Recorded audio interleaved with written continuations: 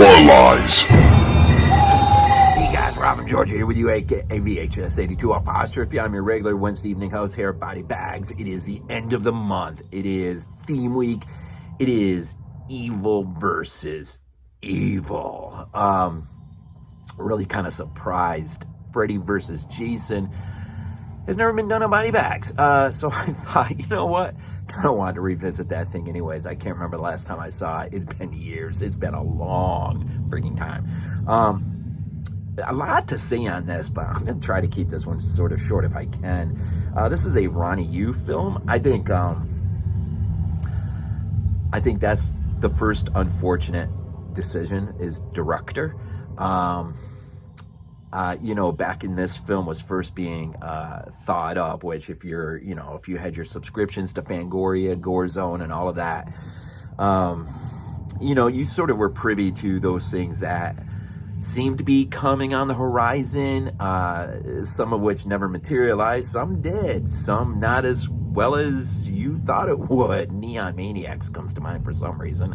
But 03, this is a film, Freddy vs. Jason, which pretty much prior to the remakes puts the nail in the coffin in terms of both franchises respectively, I guess, is an 03 film. And that's another weird thing. So first maybe wrong decision, director. Second, not getting this done in the 90s when it was first being dreamed up. Actually, I want to say as early as, and I can't think of the year, but Friday 7, A New Blood, is really, I think, an outgrowth of early thoughts on the possibilities of a Freddy versus a crossover. So the 90s, the director, not getting Kane Hodder to play Jason. Yeah, I've gone back and forth on this. Not really in terms of being a fan of this film in particular and liking the job of the other, Kirzinger, who came in here, Kirzinger, yeah, Ken, who, adequate job. He's not Kane Hodder or any of the others that came prior. Then again, he's only doing what the script is asking him to do, what the director is asking him to do. And that usually always is the case. But this is the mother of all combats, right? This is what we dreamed of forever. And unfortunately, even though it made just a bucket load of money, 116 mil, was it? 116 mil, I can't remember the budget, but a sequel should have been a done deal. And the thought was an Evil Dead crossover into this whole mix. In the end, well, to the director thing real quick, there's a whole slew, as with any major project, there's always a slew of directors that are thought up. In my little Universal mug here, just so I don't forget to bring Universal into the discussion. You got your, I'll just name three: Peter Jackson, Rob Bottin, and Guillermo del Toro. Of those, I think the most curious pick and direction. Now, I don't know what the reach out was like. I don't know what Rob's response was, what he wanted, if he even wanted anything to do with this project. But considering he's never directed a film, and considering we have seen special effects artists go from that to directing, the director's chair, I don't know, I got this really weird feel that if Rob had taken this and gotten carte blanche, I don't know, I think this whole thought process would have became something completely different. Yeah, so there's three things. I'll throw in a fourth: rating R. I'm going against my inner horror natured self, I guess, but why not a PG-13 film? This is made in the 2000s, and the 2000s are replete with PG-13 horror, some of which is pretty darn good, actually.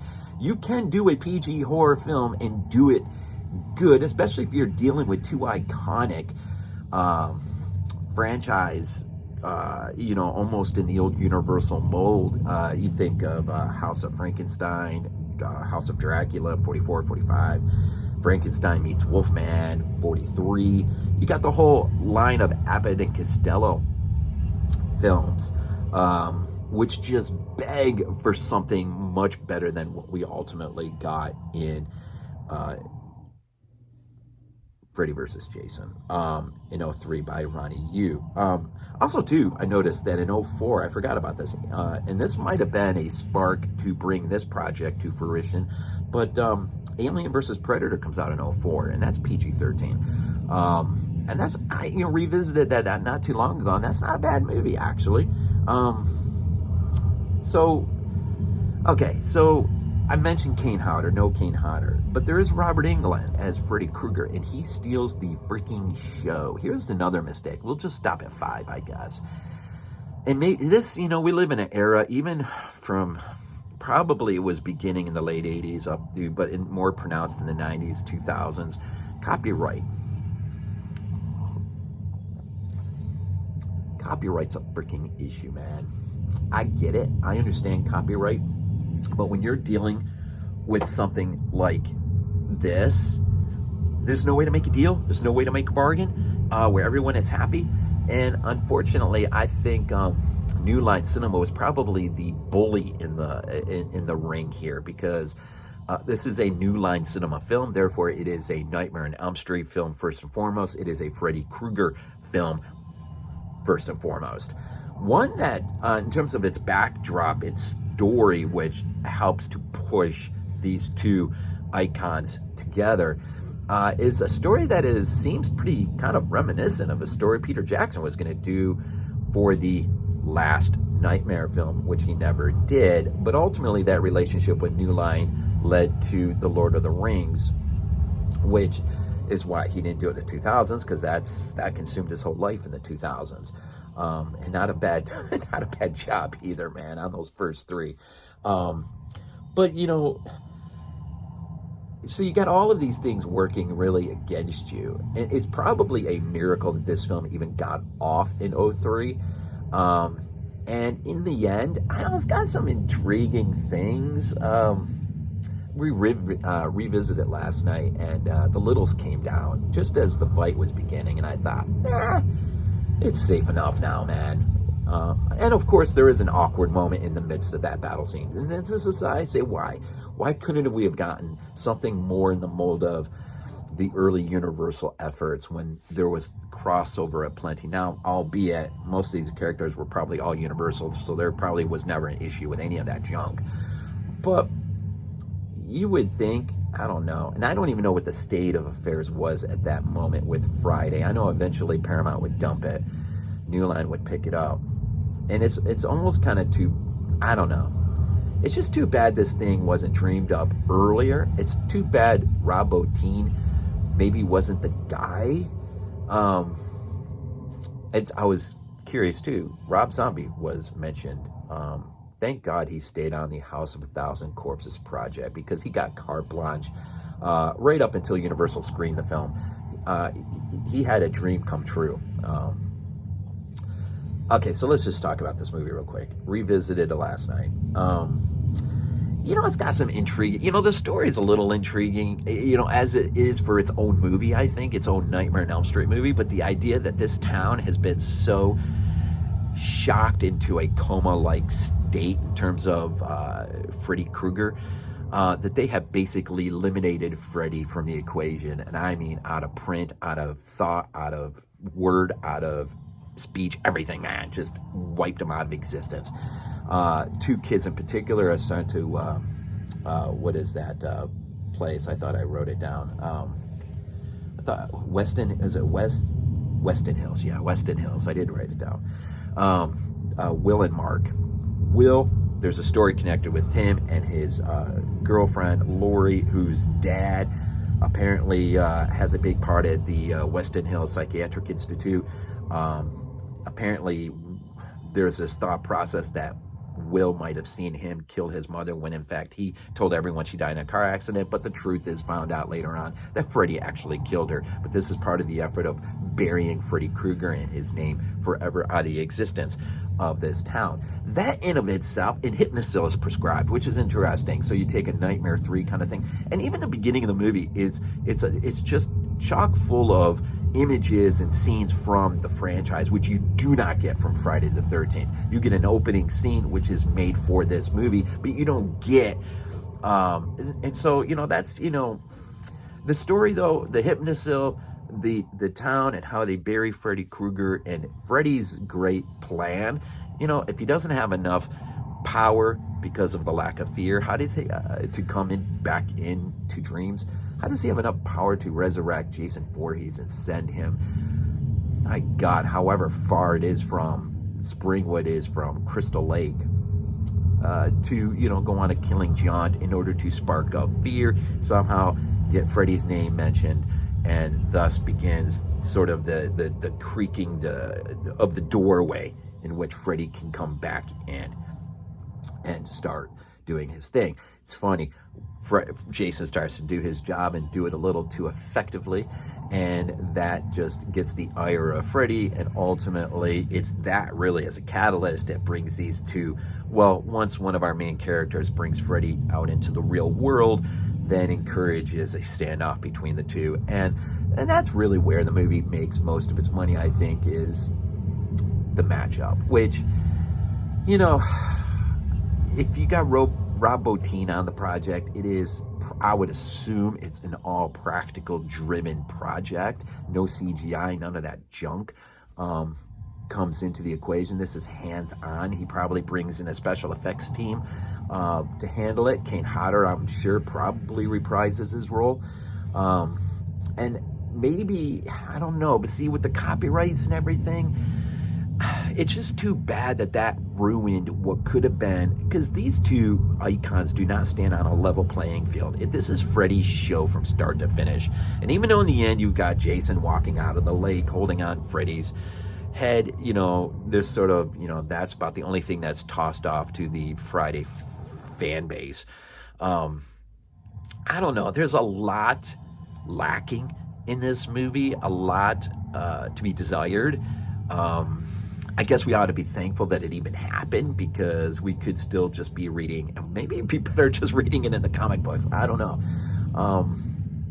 I'm kind of glad, maybe, I'm kind of glad that there wasn't a sequel, because I have a funny feeling that might have been even worse than the first. Although, I mean, if you bring Evil Dead into the equation and you bring Sam Raimi in as a director / overall producer, maybe you create something kind of ingenious. I don't know. And again, and to the last final point I think I'll make is evil versus evil. This is evil versus evil. You never get the sense that Jason is I almost said Michael. I was just thinking there was this idea of Michael versus Jason. There's never a sense that Jason is the incarnation of evil that you do with Freddy, and with the uneven playing field. This really could have been crazy, if you would have had the right elements in play in terms of, and I'm not going to say much. I mean, I think Ronny, you did probably a fair enough job considering what he's asked to do and where he comes from. I think he was born in Hong Kong, being Chinese, brings an interesting flair to this. But I don't think I think what was needed was something more along the lines of another great story of a special effects artist moved up into the director's chair. And perhaps maybe this is the one that really explodes into its own little iconic legacy that harkens back to the old House of Frankenstein, House of Dracula films from the old Universal days. And again, really, does it really need to be rated R? This is a movie that could have been a gateway film. I could have had my littles even at 7 and the others at 12. I feel uncomfortable letting them watch this movie from start to finish. There was even that scene in the midst of the battle that was just, this wasn't called for. It was, I don't know. It's just, this is a movie you wish you could enjoy with your kids as a gateway, but it could have been good too. You can't tell me PG-13 horror does not work or can't work. It can work. And I don't think the ratings board is going to be all that concerned with mayhem that really is produced by two icons who aren't even real people. If you sort of just go old school with, you know, some of the earlier kill scenes, keep a lot off screen, which, hey, if you know what you're doing in the editing room, if anything else, Tobe Hooper showed us what a Texas Chainsaw Massacre could do to the psyche. You just got to have good people directing in the editing room, the practical effects end of things, writing. And, you know, so I guess at the end of the day, we ought to be happy that this movie even exists. But it does beg the great what if. And I guess that's where I'll leave it. What if, man? What this thing could have been. Evil versus evil. I hope you enjoy the week as we all look at films from this point of view. As always, we end these things off with Go Bills. This is not a dream. Not a dream. We might be useful to you.